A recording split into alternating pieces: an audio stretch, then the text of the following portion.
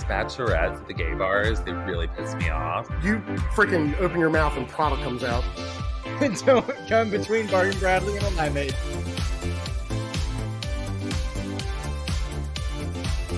Hello, everyone. Welcome to another episode of Coffee with Gays. I'm your host this week, Ryan, and we have Adam and Blaine. Cheers, everybody.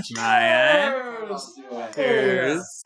And for today's topic, Gen Z, the millennial perspective. So all of us are millennials, different stages of millennial.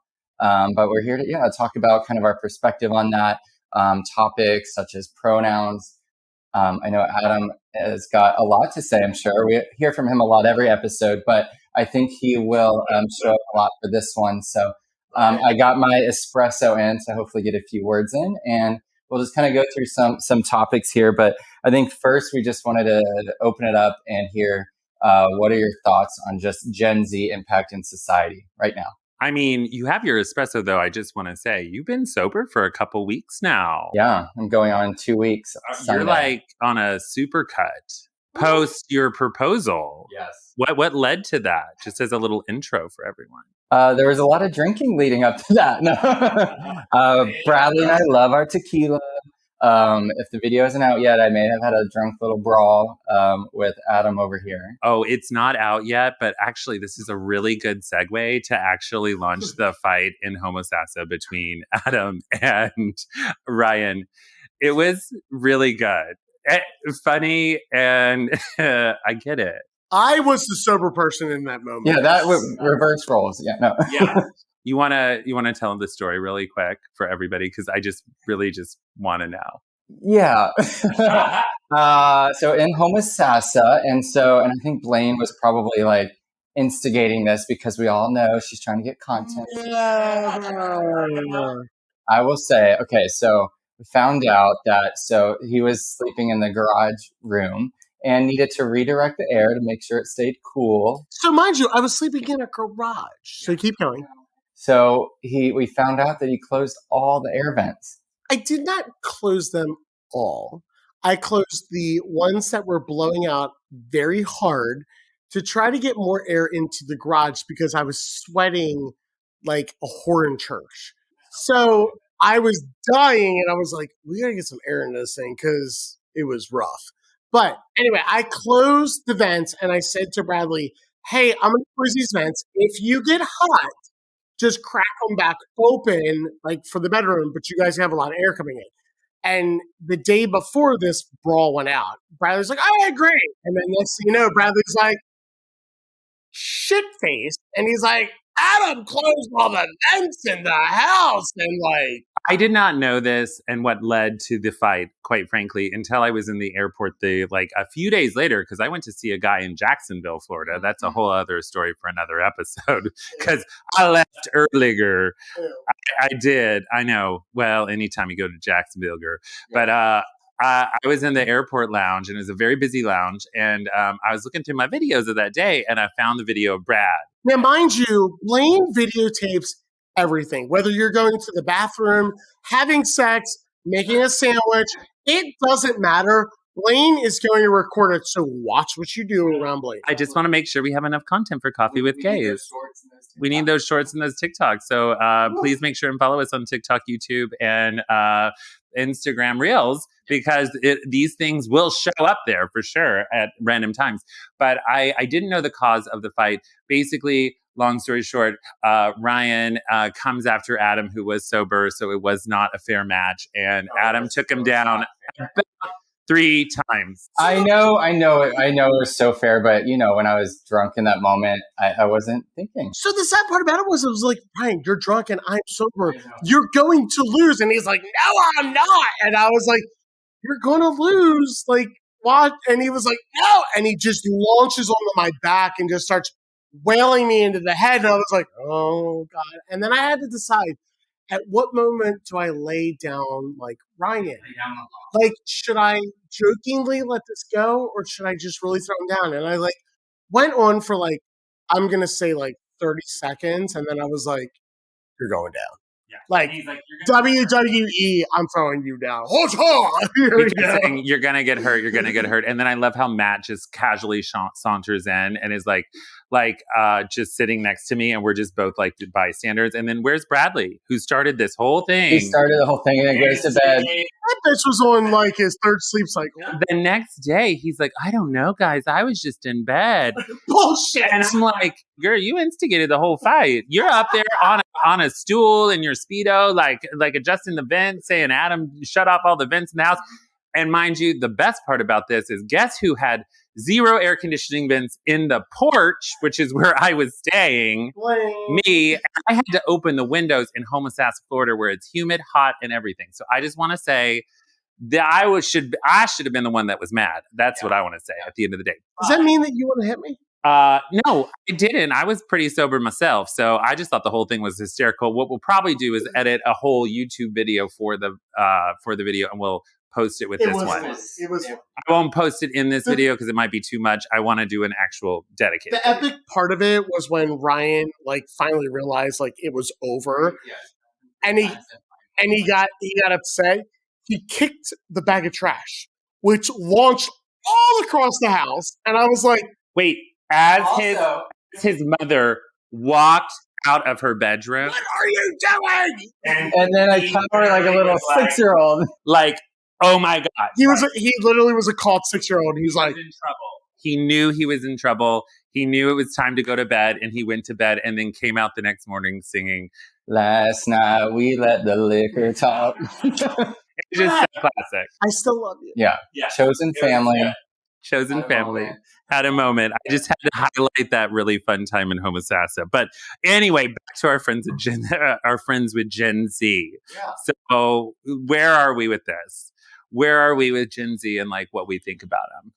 Let's start with like Ryan. Like, what's the thought? I mean, the thought, just recognizing first, I think millennial and then Gen Z. So being the younger, what did we say? Born in 1990s, 97 to 2012. This particular group, like, so I think millennial, like we're coming in at our age and maybe moving to be like predominant kind of workforce and in society at this point, and then younger generation, Gen Z. And every generation is different, but I think this one in particular, always, having grown up digital and social media, and it's just a very different, I think, approach on how addressing it could be the climate change, or I think the biggest thing that I think we can talk about with like gender identity and pronouns, and like it's a whole nother world even for us, and I think and like in my career even, but being able to kind of be a voice just explaining like a pronoun in general, just even a he, him. And now we look at, and I get confused. There's just so much new language and things that I feel like this generation is like, are they introducing, and we're trying to figure out, is that real? I know this week, you sent me this TikTok neo pronouns. I thought I was like keeping up with some stuff. Like I'm at work trying to like explain stuff to people. And now I'm like, this is. And I follow this amazing TikToker. God, I wish I remember her TikTok handle, but I'll definitely tag it in the show notes. And she's a Gen Xer. And she basically talks about Gen X, which I actually really identify. I'm an elder millennial, and she has all these funny stories about how, like, look, our parents just like let us run around. They didn't even know we were home. Like, and I kind of feel like that's the thing I was like raised in. I was kind of like, my parents were kind of protective, but like not like overprotective. Like it wasn't helicopter mom scenarios. So I kind of identify with Gen Z, kind of with millennials. So that's kind of the groups that we're all talking about. And then Gen X. Gen X. I kind of am more like a Gen Xer, but you have to realize the Gen Xers are the ones that raised these Gen Zers. And I think because they were kind of like, these forgotten. And Gen Xers were raised by the boomers who are like sitting there smoking with their kids and like, like letting them run around malls and like don't know where they are and like leaving them in cars. There's no seatbelts. Like you have to think like no rules basically for the Gen Xers.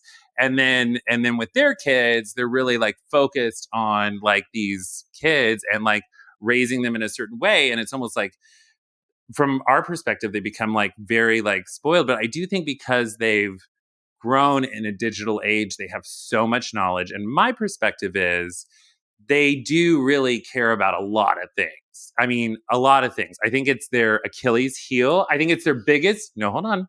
Because there's a lot of Gen X. I put this on TikTok for sure. And I can tell you there's a lot of Gen Zers that can call me an old man because I've been called an old man a lot.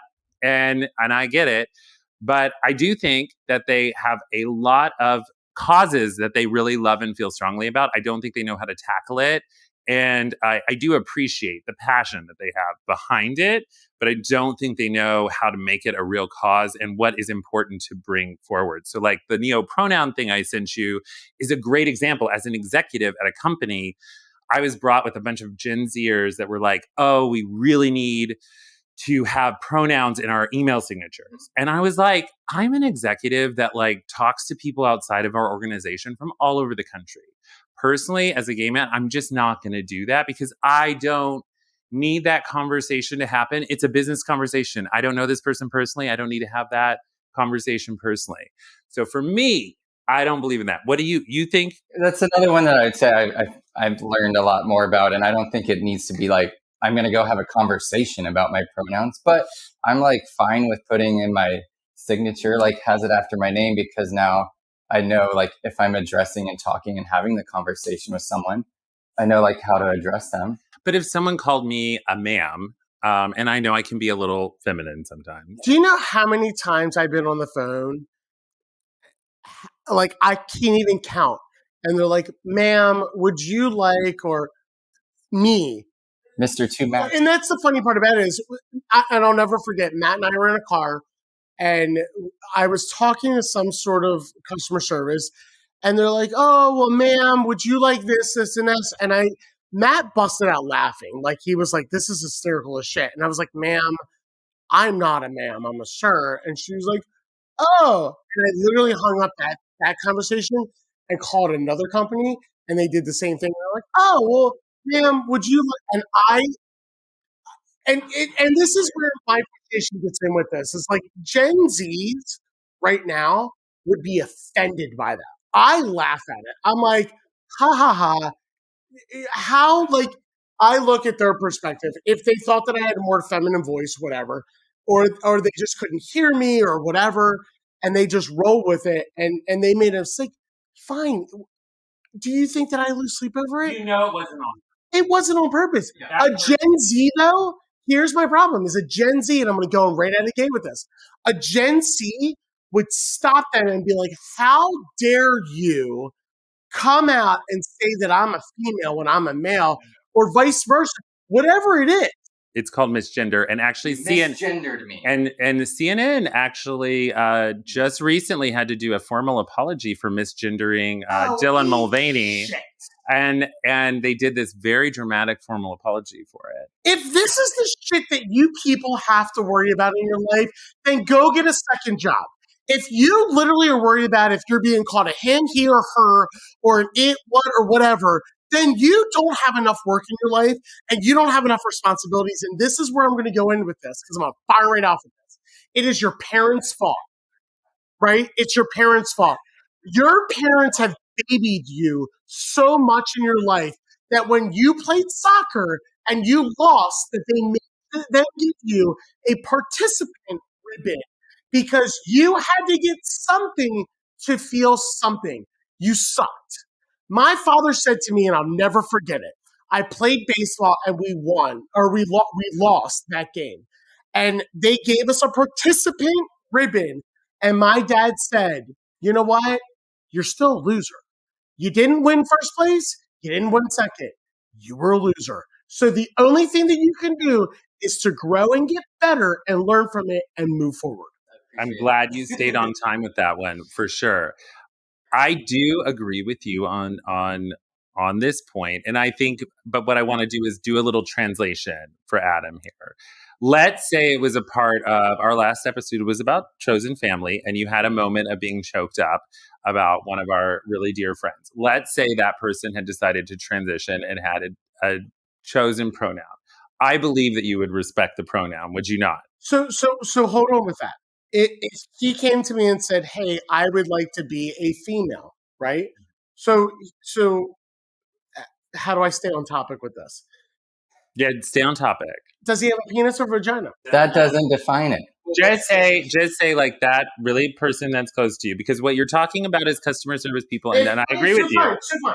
If he said, I want to be a her, so I'd be like, her.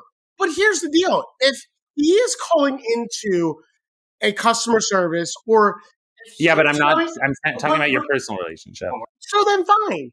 I would call him a her. But the thing is, like, you have to realize when you're doing this sort of change, there's going to be people who are not going to know, who are not going to understand, who are in their older ways. People who are 80 years old today don't understand the gay life. And let me say this, don't understand the gay life of Adam Bailey. And the gay life is the old news. Transgender is the new news, right? So the old news of being gay, they don't understand. So if they take offense to anything that I do, I understand where they came from. My issue in this, as the centrist of the group here, lies, and this is what I truly believe about, regardless of your political stance, quite frankly, on this, is I do think, because you personally know a person, I think that you would respect their pronouns, that you, like, if they said, like, this is what really matters to me, Adam, and you care about the person, Absolutely. And you would respect the pronoun. I think where Gen Z gets it really wrong, and they push it, they expect the poor barista at Starbucks to look at them and without any other kind of like anything to not misgender them. And then they take super offense if they do.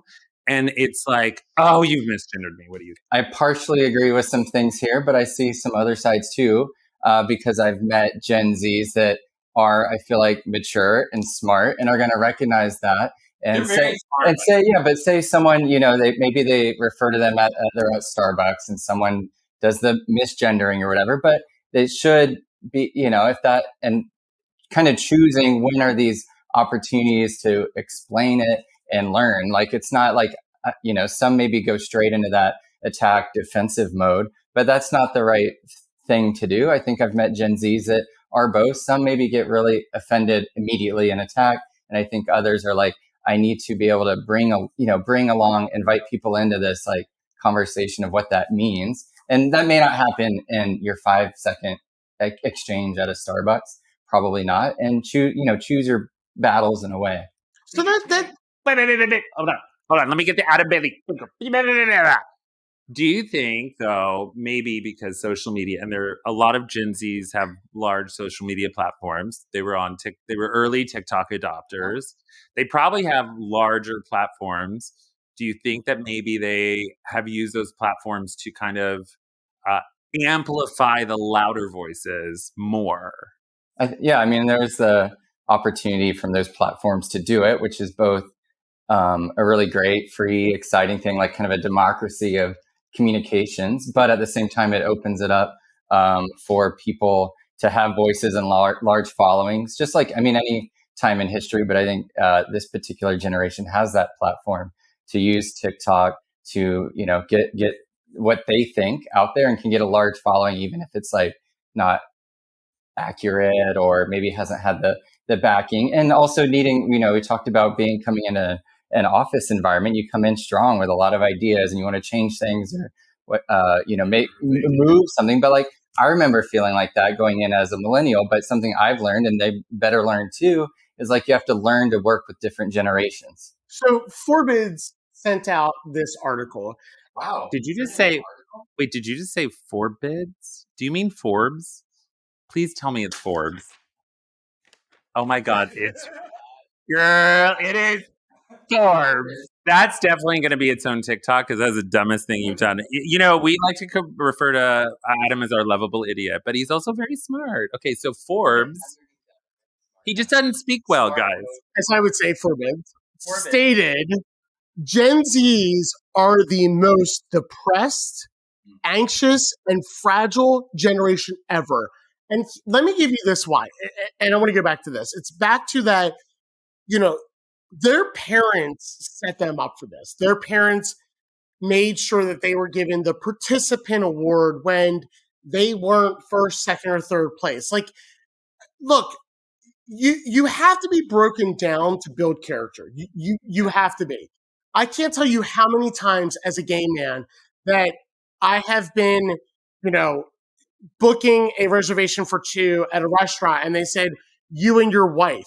Do you think that I ever got offended by that? No. Like, you have to realize people's other dynamics. They don't know what they don't know, and that's the thing.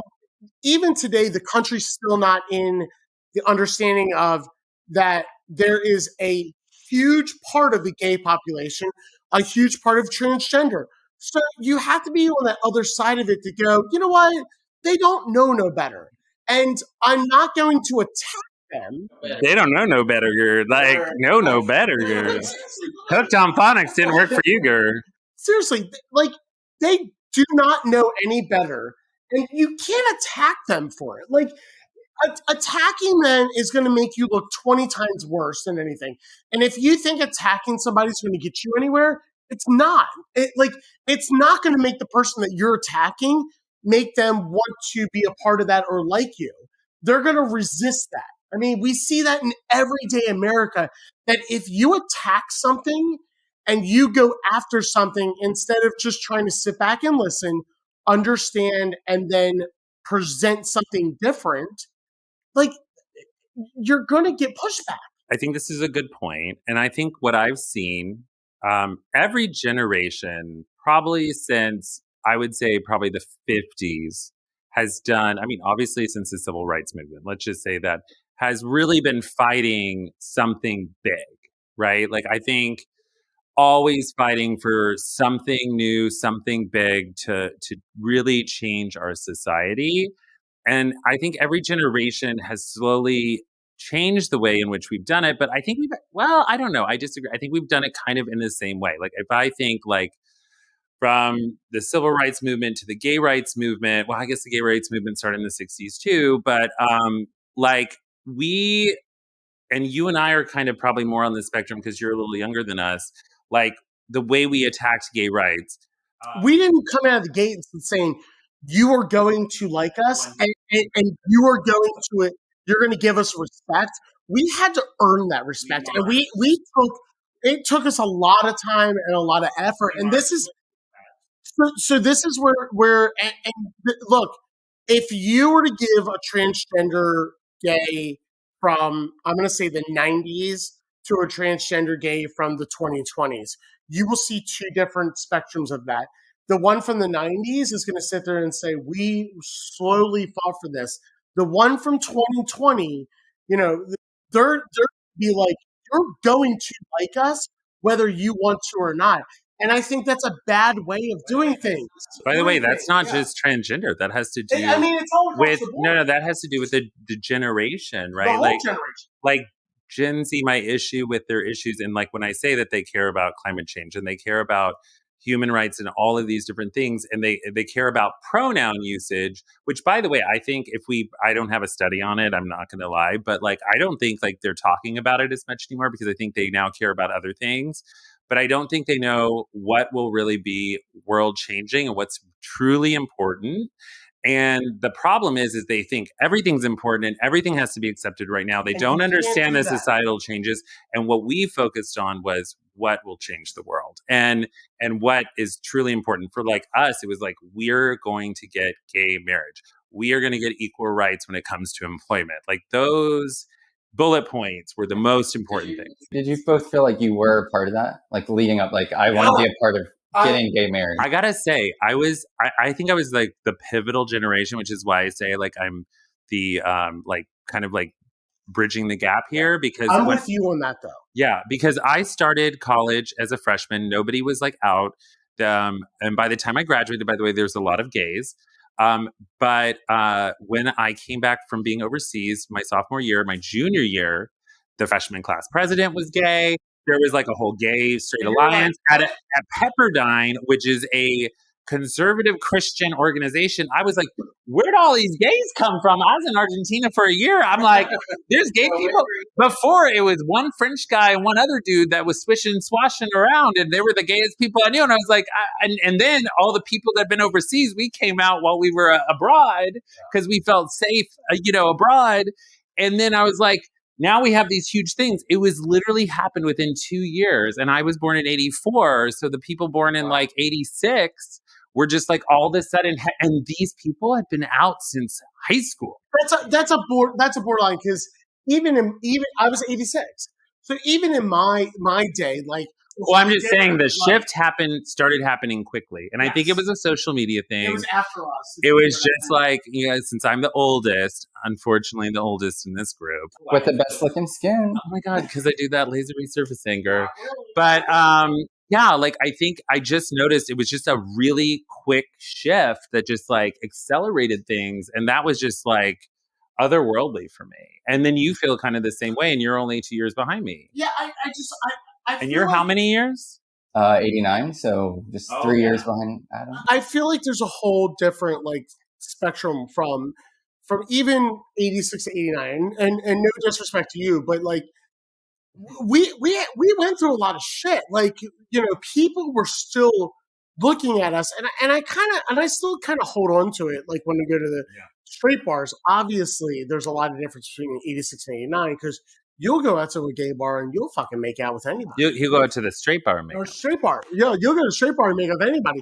But I go to a straight bar and I hold back like the old years. Yeah. And I'm like, ooh, I don't know if I like this is comfortable to do. But you know what's not comfortable for me is and this is one thing I'll say about GenZ that I find very disrespectful. And I've had this on some of our TikTok comments on some of my clips. I think especially when I did our Pride episode is they're like, okay, grandpa, blah, blah, blah. I got to tell you, like, I always respected the elders in our gay community, because I say this, like when you say like, did I march for like gay rights and gay marriage? I did. I was very active in policies that affected getting gay marriage legalized and pushing forward that agenda, like the Freedom to Marry, which, isn't even an organization anymore, but, or they might be still a little bit, but like they were huge back in the day. But like I was so involved in those different causes, and because I really cared about it. And I know though that people that were older than me that were friends of mine fought even harder. I have friends that have been married like now, I guess like 30 plus years. I mean, they were like literally together in the 80s when they were dying of AIDS. Right. And I like so respect those men and women that went through those times. And hearing those stories was just such a crazy thing. That's actually, we have a friend that has a really cool place in Rancho Mirage that we always used to go to. And he's like 78 now. And we were talking to him about the neo-pronoun thing. And he basically was just like, this is such bullshit. He's like, this is not what I fought for. And this guy lived through literally everything, like Stonewall, the AIDS crisis. Like he lived through everything and is one of the coolest guys I know. And it was like, what is going on with this generation? And, I respect him more than anything. And I think that's what kind of kills me is I feel like anybody that comments on this shit and is like, okay, grandpa, you just don't know. I'm like, you just don't know what we went through, girl. So I first want to say this is I want to thank every person that's been before me to pave that road to get to where I can actually sit here. And I'm going to speak for all of us so that we can get here to sit here on a podcast and talk about things that happen in a gay man's relationship. Like you guys are the ones who paved that road for us, because if it wasn't for you guys, we would never be able to sit here and do this. Yeah. And that's where I get frustrated with Gen Zs is I feel like they don't realize what was before them and who actually paved that road. And I'm not saying that I paved the road by any means. Like I didn't do shit. It was the people before us that actually paved that road open to let them to even be able to sit there and bitch about the what I will say. No, I'm not going to put words in your mouth. But what I will say is the dumb shit of saying him, her, whatever. Just be happy that we're in a world that you can be you can have sex with whoever you want, whether that's a man, a woman, whatever it is. You can do whatever you want. Stop fighting for this dumb shit and be happy that we've gotten this far. And not that there's not further to go. Yeah. Right? No, I love the first part of your comment, not maybe the last part, but I love the first part because yes, we're free to be here. We're on a like public podcast with Coffee with Gays, talking about all the shit we've talked about, and we feel free to do that, and it's fine. Have you ever felt like you could be like in the workplace and be free to like? I do now, and another thing I just thought of because a few years apart, just as far as when we were born and generationally, but also just thinking about where each of us, the difference where we were in our journey in being. I know Adam's going to love this. Our journey of being queer, LGBTQ, however you want to define it, but I'm just saying like when gay marriage was happening for me. I wasn't already like identifying within that community or knowing about it or like doing anything with that. So I didn't feel any connection to be involved. I think, but I remember being, for me, like experiencing like, am I gay? Like what's going on? And also coming from my Christian upbringing and that background, like I think I was at this kind of Christian hippie fest type thing. But I remember seeing a table of like gay Christian. So it wasn't a gay event. It was more like a Christian kind of spiritual conference or whatever. And that was the first time where I was like, oh my gosh, can there be like someone who's gay and Christian? So I went over to the table, just start kind of meeting them and making connections. But like, that's where I was at that time, just trying to find who I was. Is there anybody that can be both Christian and gay? Later on, can someone be a surfer and gay? Like combining and figuring out where is my identity and are there others in that space? So, I mean, that's where I was at. Hello, you can be a farm boy and gay. We are a mix of people blended up into like this crazy concoction. Oh, it sounds like America. But we, so sadly, like we are every aspect of America, and I'm talking every aspect of America. And we honestly can sit down and have a conversation, unlike America, and be able to understand. Because the biggest thing is Gen Zs have a sit down with somebody and just listen. Just listen. Listen to their opinions. Listen to where they're coming from and just try to put yourself in their shoes because that'll get you way further in life. So if a Gen Z comes and listens to you, you'll promise to listen back. I listen to everybody. I'm like, if you have an issue or what's going on, just talk it. This is good because we're speaking about generations. And so someone that I know, I told him about the podcast. And he said, if you'd like to have, an older closeted gay man on the show to secretly, just kind of talk about his experience, we might be able to invite him on the show. Wait, he's still closeted, but he would come on the show? And we'd have him behind the screen. Shut the fuck. Isn't that fun? I mean, it's fun and sad, but like, I think it's great. So let us know if you want yes or no, because I think that would be a really good one. I really have a lot of questions. I have a lot of questions because I've seen a lot of stats and mainly from the right, by the way, which is like, are there more gay people than there used to be? Like, surely everybody's come out of the closet. Wait. And I don't think everybody's come out of the closet yet. I don't think they have. Is this guy married? I'm not going to release any more details. You'll have to stay tuned. Yeah, I don't think everybody is comfortable necessarily coming out of the closet. I think progressively, like I said, my college experience included, I think it is a very much a fluid thing. And I think it's more comfortable to come out now than it was. Well, Gen Zs, they just bust the closet doors down and they're like, we're gay, you're going to like us, whether you like it or not, and we don't give a fuck. Well, we're gay and we're cats and we're the different things, and that's where it gets weird sometimes. Yeah, and it's too much. It's too much change. And I think, gay marriage took, 40, I guess it took 60 years almost. But we're not saying that like we're not going to be changing and evolving in this. But we're saying you can't demand that change. You have to evolve that change. That's the difference in this. That change has to evolve. You can't demand it because if you demand it, you're going to get no respect with it. Yeah, it's going to backfire. Slow it down, and know that change isn't going to happen immediately or overnight. I think a lot of I mean, maybe some millennial, definitely new generation, probably used to that more instant gratification, satisfaction. But like, we're not going to make that difference overnight. And I mean, I've even had to be told this and learned this some because I want things quickly a lot of times, but I've been told from older generations, like, hey, recognize like you are making a difference. You're moving the needle. I feel like I hear that phrase all the time. You're moving the needle. Sometimes it has felt frustrating, but it is a lot of learning to recognize and pause and know, like, okay, this isn't going to change immediately, and respect that. Like, we're making a difference. Like, can we have a constructive conversation about it and move along? Don't come in demanding and not listening.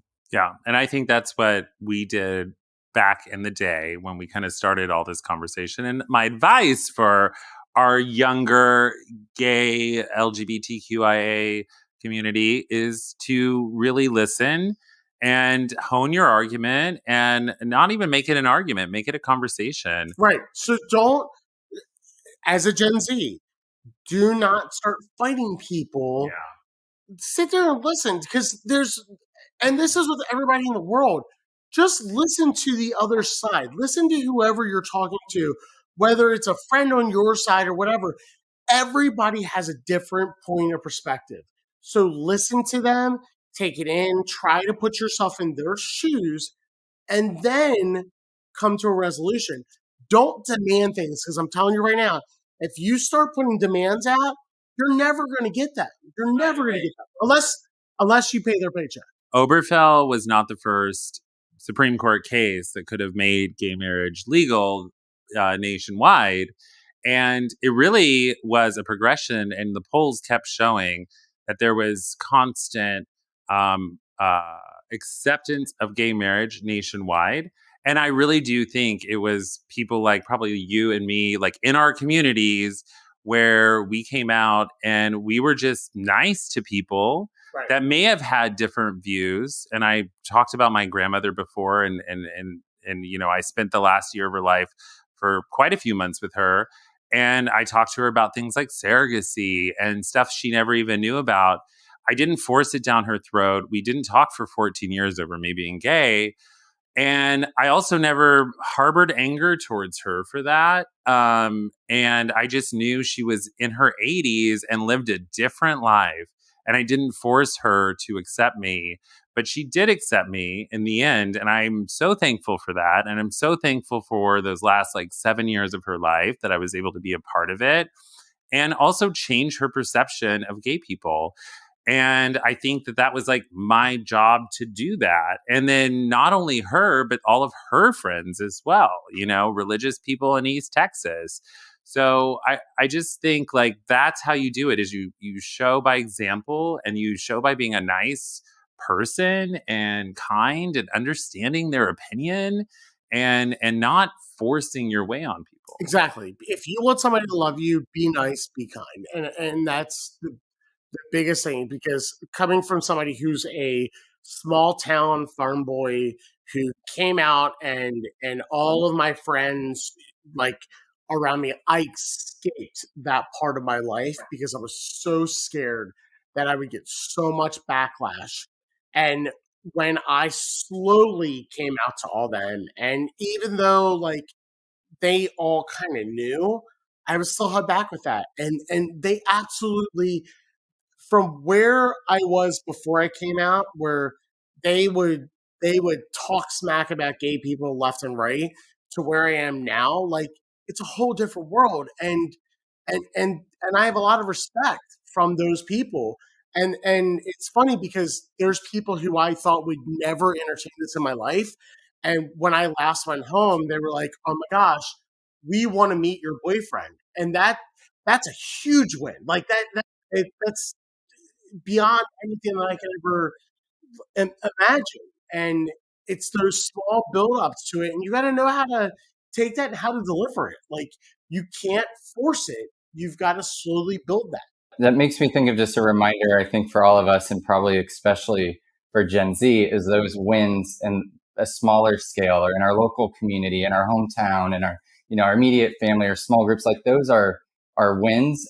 We don't have to come out of it and think I'm busting out and I'm going to change all the laws in this whole country today. but like knowing that you made a difference in your small town by getting, those people know you and support you and on board with that.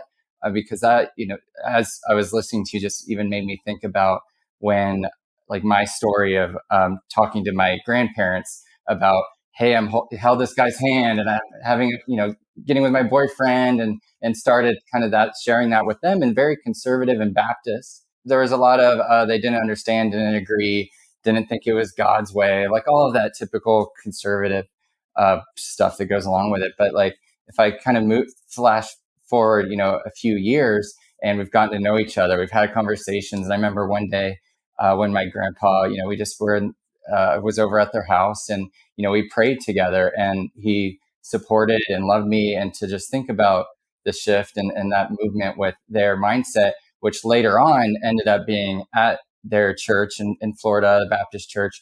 And someone said something very negative about, oh, those gays. And he spoke up and said something.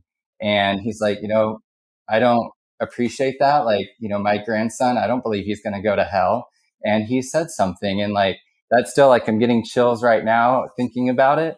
And when I was at his funeral service, I guess last summer, I remember thinking, they had the opportunity. Does anyone want to come up and say anything? And I'm sitting there slightly scared, but also feeling like my grandpa would want me to say something. Like, and I went up and I said that story in front of the Baptist church of everyone at his funeral, because I said, my grandpa would want me to say this. And I told that story, and it felt, yeah, it was scary, but I felt like I needed to do it, and he would want me to do it. And I had several people, afterwards come up and just say, thank you for sharing that. And it was just a moment of just love and gratitude. And I felt like it was his, and he, speaking of multi-generations, he didn't understand at first. And just over the years and conversation, I think we made movement in the family and then with the church. And so, that difference can live on with everyone that was there that day and their families, right? If they tell that story too. And that's how you make change. And I got to tell you, I don't even have to tell a story. I have an exact same story with my grandfather in their church, Baptist, in conservative East Texas. So that's a beautiful story, because I think, this is just two of us. And, I think everybody can make that difference, and it can spread. Because my grandfather did the same thing. He just said, I have a great grandson, boom, boom, boom. And that's how you make change in people's minds. And I think that's how the movement has made change over time. And it's been a beautiful thing to see. And it hasn't been, what is it called? Confrontational. It's been more of like about understanding and a conversation. So we've learned, definitely start with listen. Just come from a place of listening. I think that's kind of the biggest lesson that we have for everyone today. Don't attack. Just listen. Have a conversation with someone next to you, and we'll go from there. And that's part of the reason we've got this podcast, because we want to lift up those voices, have the conversation. So come at us in the comments. We'll be in the conversation with you. Yes, definitely come at us in the comments. We'd love to hear. Oh my God, you're crying again. Why are you so emotional? You're very emotional. You've been emotional lately, Adam. You've been an emotional girl. So definitely subscribe to our YouTube channel. And we're also on all the different podcasts, Apple, Spotify, iHeartRadio. And yeah, we thank you for that. You can also email dotell@coffeewithgays.com. You can always do that as well if you have a topic idea or something you want to be a little more private to us. Or the DMs. Cheers, boys. Now we're going to go to the pool. Yes. Yeah. It's time for pool time. All right. Freddie says bye. He's so cute. Look at how cute he is.